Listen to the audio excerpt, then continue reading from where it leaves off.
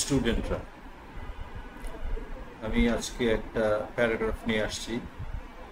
আমার লেখা না, অন্য এক টিচার বা যাই হোক অন্য একজন লিখেছে। এটা হচ্ছে ম্যাগাজিনটার নাম হচ্ছে, প্যারাগ্রাফটার নাম হচ্ছে আওয়ার স্কুল ম্যাগাজিন। এটা মোটামুটি টিপিক্যাল একটা প্যারাগ্রাফ, প্রায় প্রায় দেখা যায় বিভিন্ন পরীক্ষায় আসে। এটা কে কোন চ্যানেলটা আমি একটু দেখাচ্ছি। চ্যানেলটা নাম হচ্ছে রাশেদ বিল্লাহ। সাবস্ক্রাইবার বেশ ভালো, 32.1K সাবস্ক্রাইবার্স, 32,000 উপরে সাবস্ক্রাইব। এই প্যারাগ্রাফটা আবার লাইকও আছে বেশ ভালো, 597।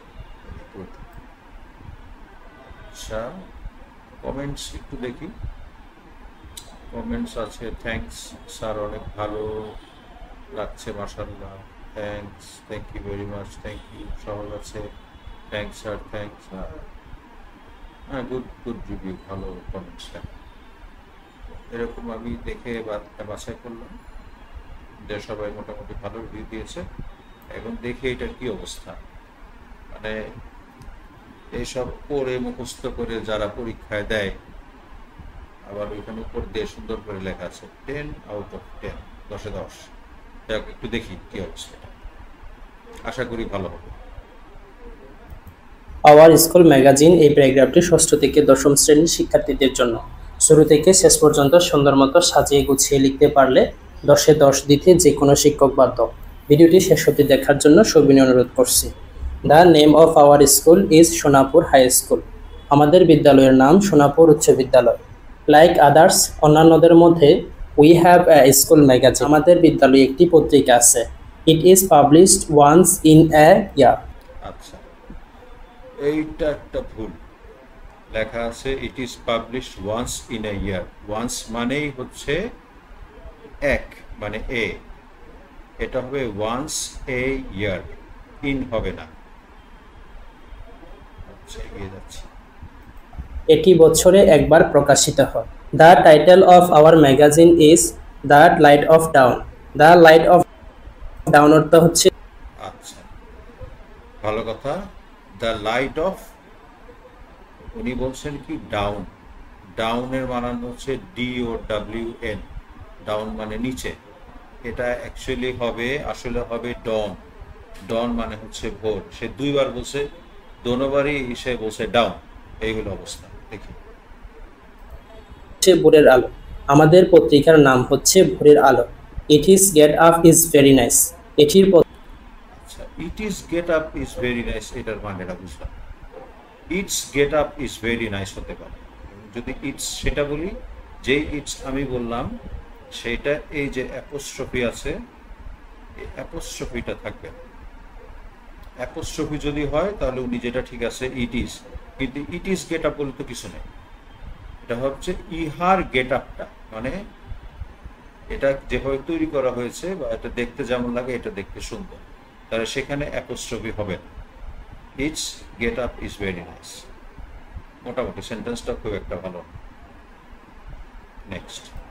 পরিচ্ছেদ খুব সুন্দর। At first, a magazine committee is formed in a general meeting for the publication. প্রথমতে পত্রিকা আচ্ছা, একটা জেনারেল মিটিংয়ে কমিটি ফর্ম হয়। কিসের জেনারেল মিটিং সেটা তো বলেন নাই। জেনারেল মিটিং, স্কুলে মিটিং, স্টুডেন্টদের সাথে টিচারদের মিটিং হতে পারে, শুধু টিচারদের মিটিং হয়, আবার টিচারদের মিটিংয়ের মধ্যে বোর্ড মিটিং থাকে, ওখানে স্কুলের চেয়ারম্যানরা থাকে। সেটা স্পেসিফাই করা উচিত, বলা উচিত ছিল। বা শুধু at first the magazine committee is form, এটা দিলেই চলতো, এটার প্রয়োজন ছিল না। পত্রিকাটি প্রকাশ করার জন্য একটি সাধারণ সভার আয়োজন করা হয়। The headmaster of the school is the president of the committee. বিদ্যালয়ের প্রধান শিক্ষক এই কমিটির প্রধান সভাপতি। He inspires us to submit our writings. আচ্ছা, হি ইন্সপায়ার্স আস টু, কাউকে দেখে, কর্মপত্র দেখে আমরা ইন্সপায়ার্ড হই কোনো কিছু করার জন্য। উনি ইন্সপায়ার করে না, উনি এনকারেজ করে। এটা হবে হি এনকারেজেস আস। স্টুডেন্টদেরকে সাহস দেয় যে তোমরা লেখো, তোমাদের লেখা সাবমিট করো, বা অন্যান্য যে ক্রিয়েটিভ জিনিস আছে সেগুলো যাতে সাবমিট করে স্টুডেন্টরা। ইন্সপায়ার্স তো হচ্ছে উৎসাহিত করে, সে আমাদের লেখাগুলো জমা দেওয়ার জন্য আমাদের উৎসাহিত করে। An English teacher is a adviser. Adviser তো হচ্ছে উপদেষ্টা, একজন ইংরেজি শিক্ষক উপদেষ্টা হন। The an English teacher is the adviser, এটা বেটার হতো an English teacher is appointed অথবা ইউজুয়ালি বিকামস দ্য অ্যাডভাইজার। এখানে একটা জিনিস খেয়াল করার বিষয় আছে, আমরা কিন্তু বাংলাদেশে সাধারণত ব্রিটিশ ইংলিশটা ফলো করি। তো ব্রিটিশ ইংলিশটা ফলো করলে হবে ADVISOR, এটা ঠিক আছে। যদি আমেরিকান ইংলিশ ধরি তাহলে এটা ঠিক আছে। Next, other members of the committee help him for the publication of the magazine.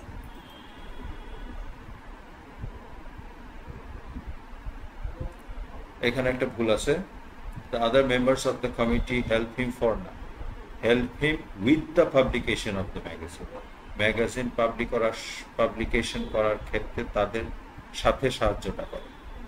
help him with the publication, help him for the publication হয় না, প্রেপোজিশনে ভুল আছে।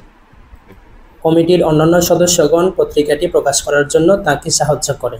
The magazines contains essay, poems, stories, feature, etc. The magazine contains essays, poems বলছে, এটা হয়ে গেছে poems, হবে poems, POEMS, poems, stories, feature, etc. আপনি যদি এখানে essays দেন, poems দেন, stories দেন, তাহলে এখানে features হবে, শুধু ফিচার হবে না, ফিচার্স দিতে হবে, কমা দিতে হবে, তারপরে etc. পত্রিকার মধ্যে থাকে রচনা, কবিতা, গল্প ইত্যাদি। Both in English and Bengali, এটি বাংলা। আচ্ছা, both in English and Bengali, very কথা, লেখছে কিন্তু বাঙালি, হবে BENGALI, লেখছে বাঙালি, বাঙালি কি সেই জানে।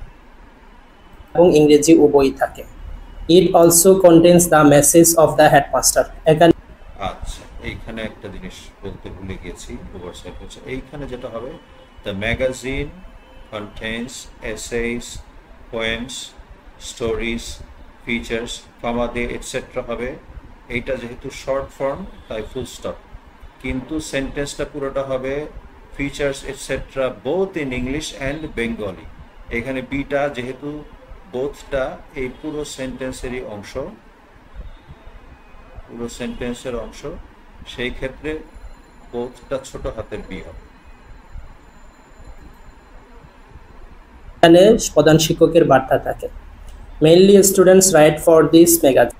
আচ্ছা, এখানে কথা হচ্ছে হেডমাস্টারের মেসেজ বিভিন্ন জিনিসের উপরই থাকতে পারে, এই বিভিন্ন বিষয়ে মেসেজ দিতে পারে। তার মানে এটা হচ্ছে যে কোনো একটা মেসেজ কোনো একটা জায়গায় দিয়েছে উনি, সেইখানে এখানে ডি হবে না, হবে A. It also contains a message of the headmaster.